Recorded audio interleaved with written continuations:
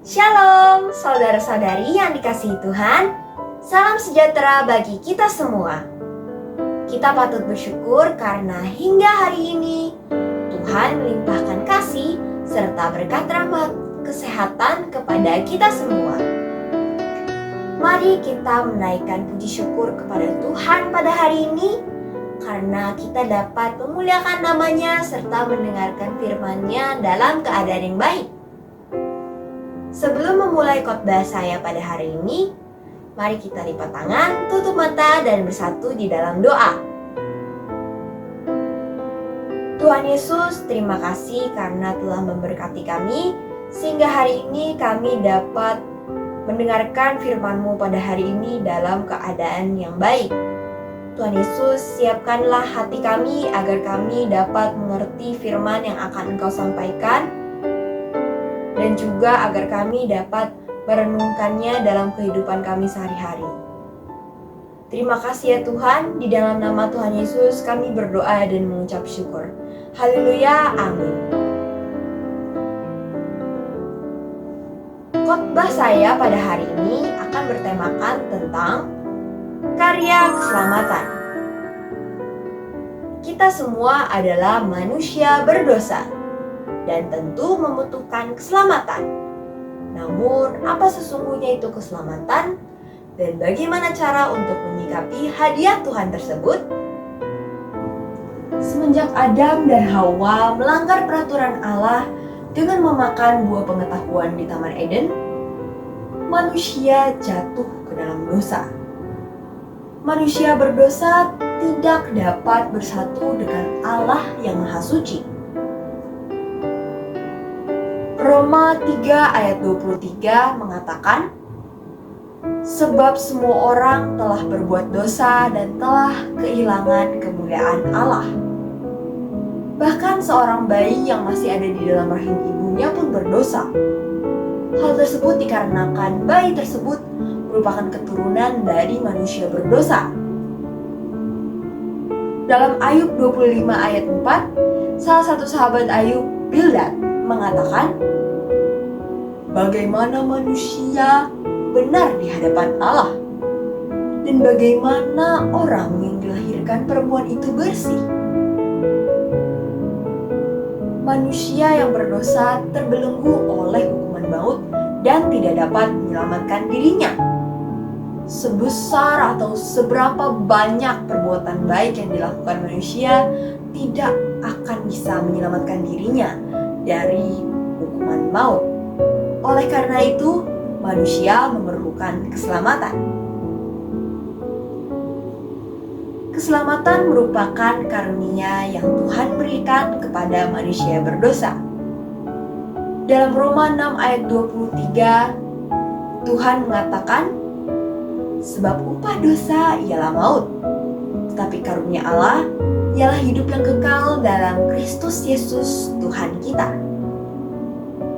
Efesus 2 ayat 8 juga mengatakan bahwa keselamatan bukan merupakan hasil usaha manusia, tetapi merupakan karunia yang Allah berikan kepada kita, manusia berdosa.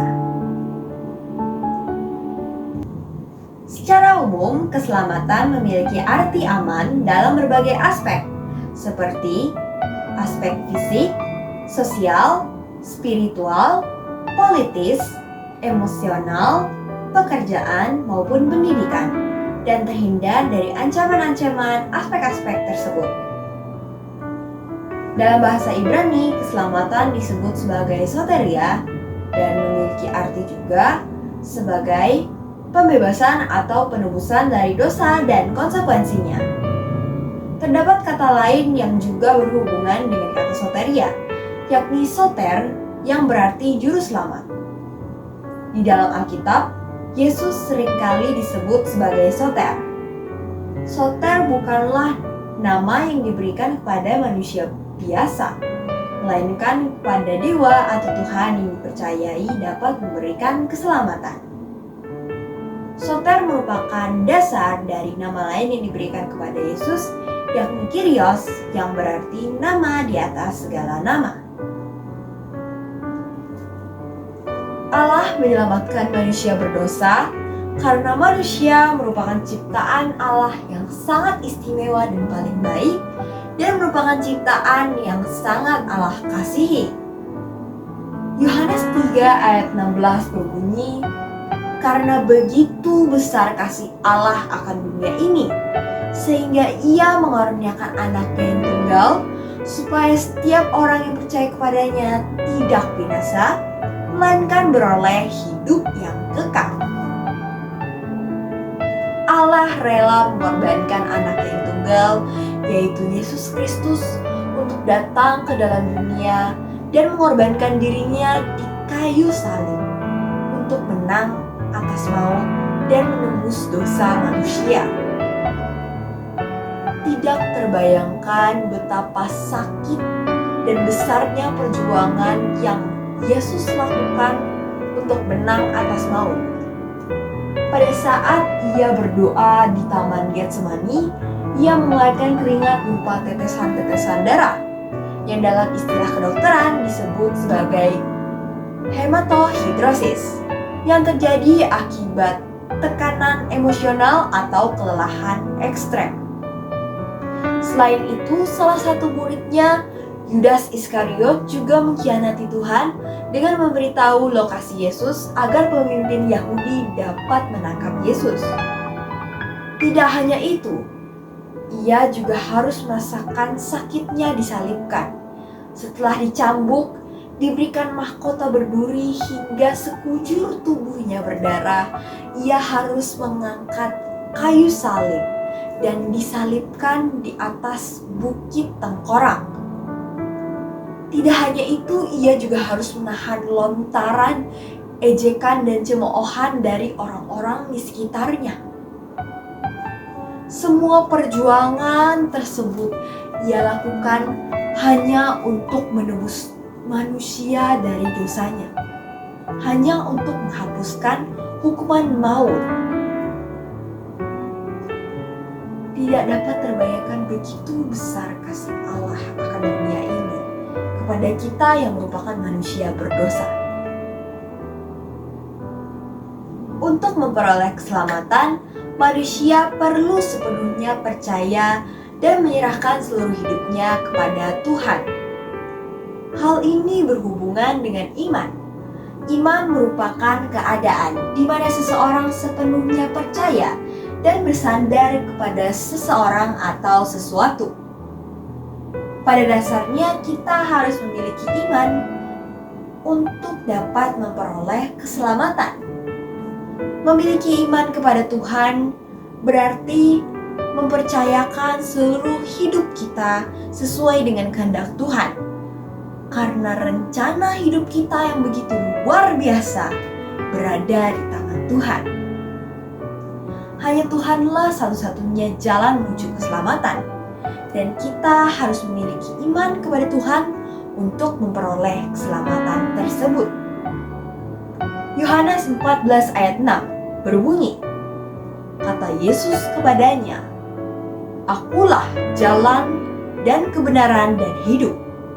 Tidak ada seorang pun yang datang kepada Bapa kalau tidak melalui Aku." Hanya Tuhanlah satu-satunya juru selamat dan satu-satunya jalan menuju keselamatan, sehingga keselamatan hanya ada di dalam dan melalui Yesus. Hanya Tuhan satu-satunya juru selamat dan mengakui bahwa Ia adalah jalan, keselamatan, dan hidup. Terdapat satu ayat lagi yang menyatakan bahwa Yesus merupakan satu-satunya jalan menuju keselamatan, yakni Kisah Para Rasul 4 ayat 12 yang berbunyi, dan keselamatan tidak ada di dalam siapapun juga selain di dalam Dia. Sebab di bawah kolong langit ini tidak ada nama lain yang diberikan oleh manusia yang olehnya kita dapat diselamatkan. Contoh tokoh Alkitab yang memiliki iman yang luar biasa kepada Tuhan adalah Abraham yang sebelumnya bernama Abram. Selama 99 tahun, Abram dan juga istrinya Sarah sudah lama ingin mempunyai anak. tetapi belum dikaruniai seorang anak juga. Suatu hari, Tuhan menampakkan dirinya kepada Abram dan bersabda kepada Abram. Tuhan mengaruniai istrinya dan berfirman kepada mereka bahwa mereka akan diberikan seorang anak laki-laki. Pada awalnya, mereka berdua tertawa dan tidak percaya karena di usianya yang sudah 1 abad akan dikaruniai seorang anak laki-laki. Namun tidak ada yang mustahil bagi Tuhan.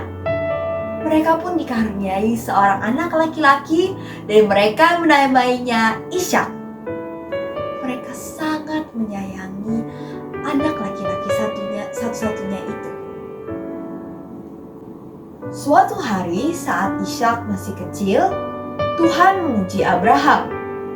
Ia berkata, Ishak harus dibawa naik ke Gunung Moria dan Abraham harus mengorbankannya sebagai kurban bagi Tuhan. Abraham yang baru memiliki anak laki-laki pun merasa sedih dan bingung. Tetapi ia tetap percaya akan kehendak Tuhan dan tetap melakukannya.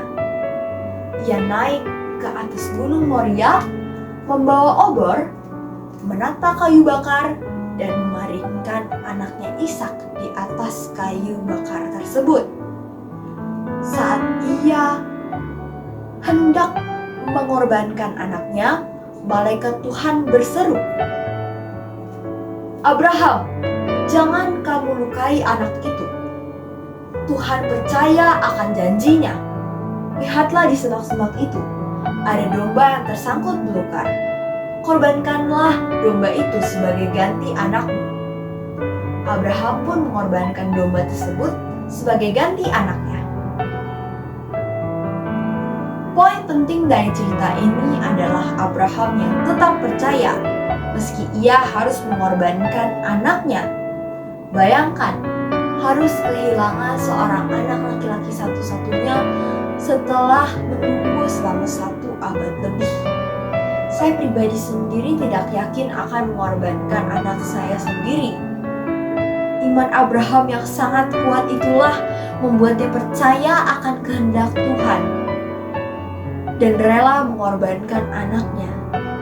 Itu tidak berarti ia tidak sayang kepada anaknya, melainkan ia sangat sayang kepada anaknya, tetapi ia tetap percaya kepada kehendak Tuhan. Iman Abrahamlah merupakan iman yang pantas kita teladani sebagai wujud kita dalam menghargai karya keselamatan yang Tuhan berikan kepada kita, manusia berdosa. Kita semua sudah mengetahui bahwa keselamatan merupakan karunia Tuhan bagi kita. Oleh karena itu, alangkah baiknya apabila kita menghargai karya keselamatan tersebut sebagai wujud iman kita kepada Tuhan. Kita dapat melakukan berbagai hal seperti melakukan pelayanan di gereja, memakai dan mengembangkan bakat yang Tuhan miliki, rajin berdoa, membaca dan merenungkan firman Tuhan secara rutin, mengasihi sesama, dan melakukan berbagai hal lain yang dapat memuji dan memuliakan nama Tuhan. Kita sudah sepatutnya menghargai karya keselamatan yang Tuhan berikan kepada kita. Saudara-saudari yang terkasih, kita semua telah mengetahui bahwa karya keselamatan merupakan karunia yang Allah berikan kepada kita, manusia berdosa. Oleh karena itu, kita harus menghargai karya keselamatan tersebut dengan beriman kepada Tuhan. Wujud iman tersebut dapat berupa tindakan-tindakan yang dapat memuliakan nama Tuhan. Saudara-saudari yang terkasih, sebelum saya menutup khotbah ini, mari kita semua lipat tangan, tutup mata, dan bersatu di dalam doa. Tuhan Yesus, terima kasih karena telah memberkati kami sehingga hari ini kami dapat berkumpul dalam keadaan yang baik dan mendengarkan firman-Mu pada hari ini. Tuhan Yesus berkati, bantu kami untuk dapat mempercayakan seluruh hidup kami sesuai dengan kehendak-Mu yang begitu luar biasa ya Tuhan. Tuhan Yesus berkati kami agar kami dapat merenungkan dan juga melakukan isi dari khotbah ini dalam kehidupan kami sehari-hari. Terima kasih Tuhan, di dalam nama Tuhan Yesus kami berdoa. Amin. Semoga khotbah yang saya sampaikan pada hari ini dapat bermanfaat bagi kita semua. Terima kasih, Tuhan Yesus memberkati. Shalom.